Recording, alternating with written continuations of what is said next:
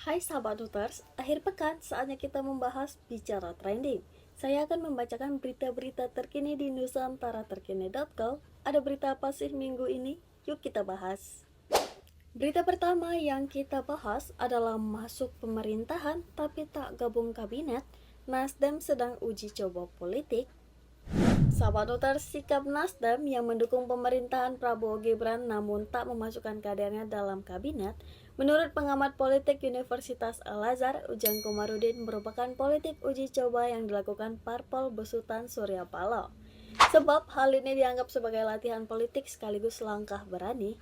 Nah, dalam perspektif kepentingan Nasdem, bisa saja hal ini tepat karena mendukung pemerintahan Prabowo Gibran tapi tak mendorong-dorong kadernya masuk kabinet. Artinya ini merupakan uji coba politik Nasdem ketika kalah dan ketika bisa mendukung, ya mendukung. Ujang menganalogikan seperti parpol yang kalah di Pilpres kemudian gabung ke Prabowo dan mengirimkan kader-kadernya ke kabinet.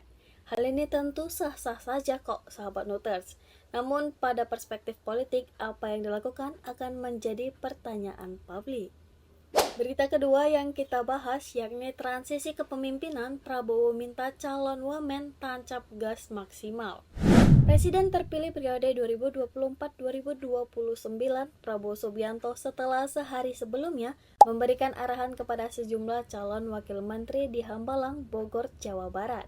Hal ini dilakukan Prabowo agar transisi pemerintahan dari Jokowi kepada dirinya dapat berjalan mulus dan tancap gas bekerja dengan maksimal. Mantan staf khusus Presiden Jokowi, Aminuddin Ma'ruf, menyebut kabinet pemerintahan Prabowo Gibran akan langsung bekerja usai dilantik pada 20 Oktober 2024. Prabowo ingin kelebihan negara menjadi kekuatan yang terus dikembangkan nih sahabat Nuters. Sedangkan kelemahannya menjadi tantangan yang harus segera mendapat solusinya. Nah, salah satu fokus Prabowo adalah mematangkan program hilirisasi dan industrialisasi. Dan berita terakhir yang kita bahas lagi viral nih sahabat Nuters, diduga video syur Abizar Al-Ghifari. Sahabat Nuters, Abizar Al-Ghifari mendadak trending di medsos nih, lantaran muncul foto dan video syur yang mirip dirinya. Banyak penggemar Abizar kaget dan tak percaya dengan foto dan video yang beredar sehingga mereka pun membanjiri postingan Instagram Abizar untuk meminta klarifikasi terkait hal tersebut.